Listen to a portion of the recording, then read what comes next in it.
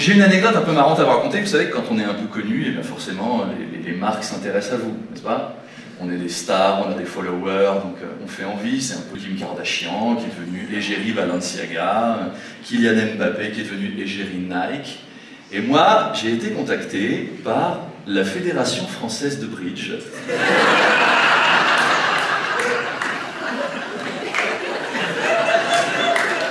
Qui s'est dit, tiens, pourquoi pas une égérie? Et ça s'est joué entre Booba et moi, en fait. Et j'ai gagné. Alors, en fait, ils sont emmerdés parce qu'il n'y a que des vieux.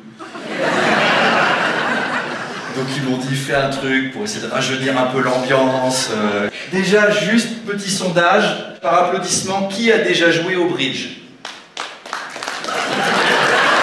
D'accord? Donc ils ont bien fait de faire une campagne. Qui connaît les règles du bridge?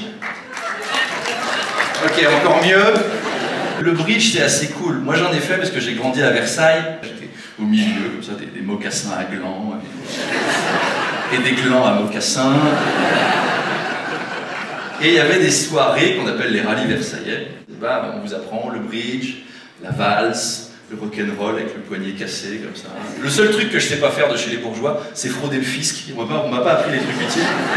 Si vous savez pas jouer au bridge, sachez que c'est très simple, c'est pas plus compliqué que Mario Kart, voilà.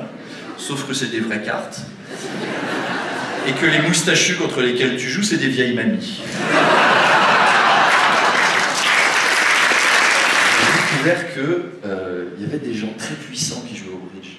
Le plus grand bridgeur du monde, c'est Bill Gates. Et il joue avec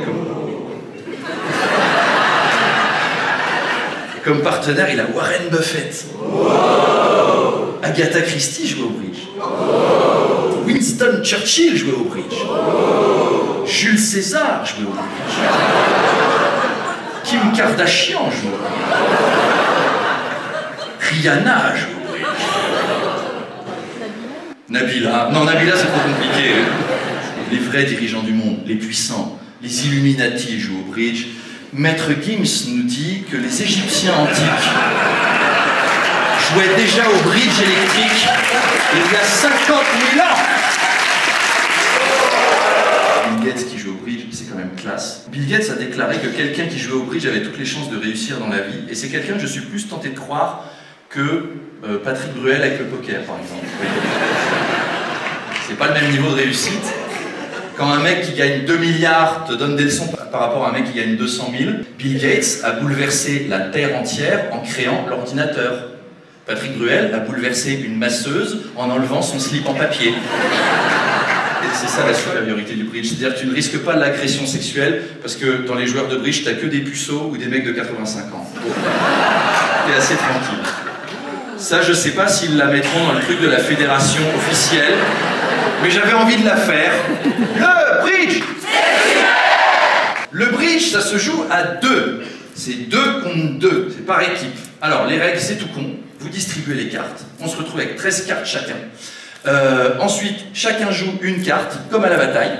Et si on vous dépose du pic, vous devez mettre du pic. Et celui qui gagne le truc, pof, il remporte ce qu'on appelle une levée. Le truc qui change, c'est que vous annoncez ce que vous allez faire. C'est-à-dire, il y a une espèce de contrat. Vous dites, tiens, je vais faire 11 levées.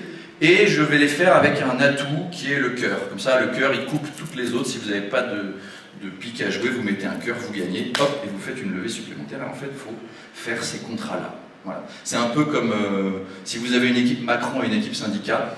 Vous avez Macron qui dit, tiens, je vais vous faire un contrat qui ira jusqu'à 64 ans. Et il y a l'équipe syndicat qui fait, tiens, bah nous, en 12 manches de grève, on va essayer de te niquer. Vous voyez, c'est un peu cet esprit-là.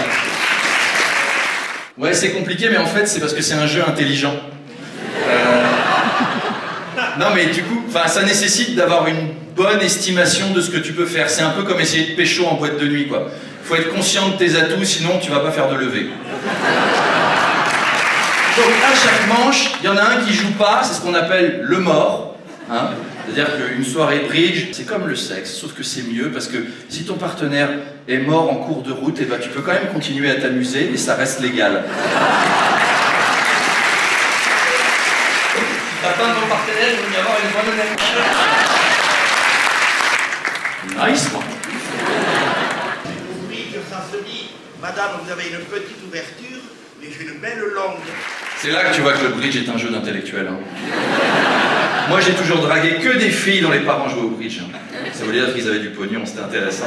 Bon, maintenant, si je propose à quelqu'un de m'accompagner à un tournoi de bridge, qui est partant?